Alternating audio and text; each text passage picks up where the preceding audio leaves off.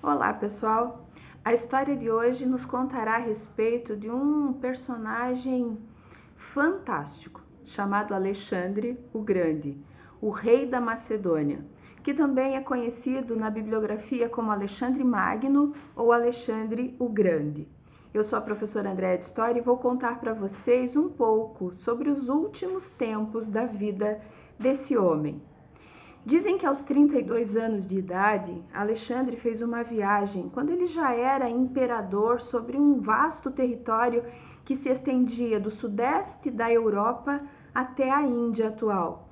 Dizem que ele estava na Babilônia nos domínios de Nabucodonosor III e que para ele foi servido um grande banquete. Mas, 10 dias depois desse banquete, Alexandre veio a falecer. Sabe-se que o corpo desse homem demorou 6 dias para começar a se decompor. Então, a respeito da sua morte, existe muita especulação. Há a história de que ele possa ter sido envenenado, há histórias de que ele possa ter contraído malária, mas recentemente, em 2019, uma cientista da Nova Zelândia chamada Catherine Hall fez uma pesquisa no corpo de Alexandre e aventou a possibilidade de que ele tenha morrido de uma síndrome que atinge o sistema nervoso e que se chama Guillain-Barré. Essa história ela nos remete a refletir que durante esses 6 dias o corpo de Alexandre tenha sido tomado devagar por essa síndrome, já que há relatos de que até os últimos momentos ele teve muita lucidez e deu ordens aos seus generais.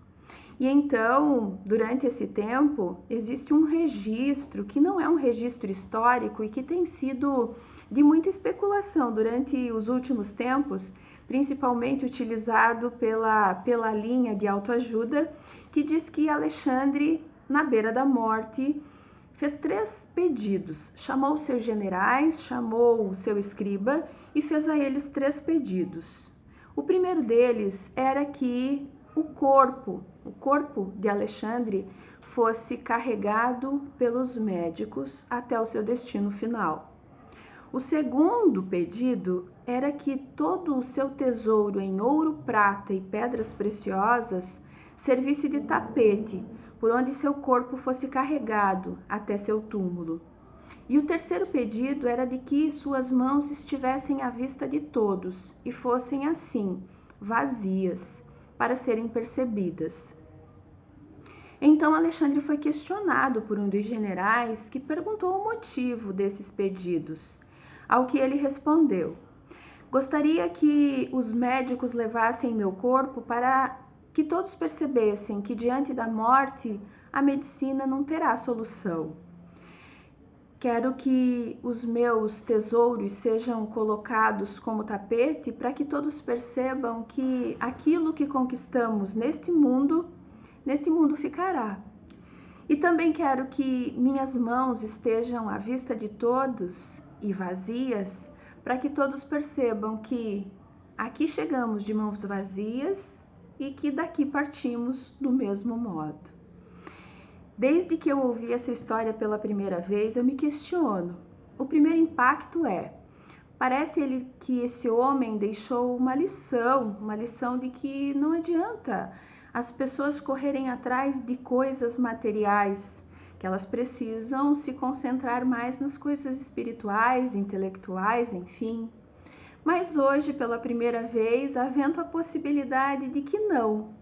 Talvez a última lição de Alexandre tenha sido dizer a nós todos: se você tiver alguma coisa para fazer, faça aqui. Se tiver algo que realizar, realize aqui. Se houverem glórias, estarás presente para que todas elas sejam festejadas por você.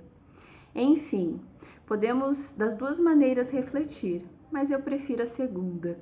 Prefiro que façamos tudo o que pudermos aqui e que desfrutemos de tudo e que possamos carregar daqui as melhores impressões e a certeza de que fizemos sempre o máximo que pudemos.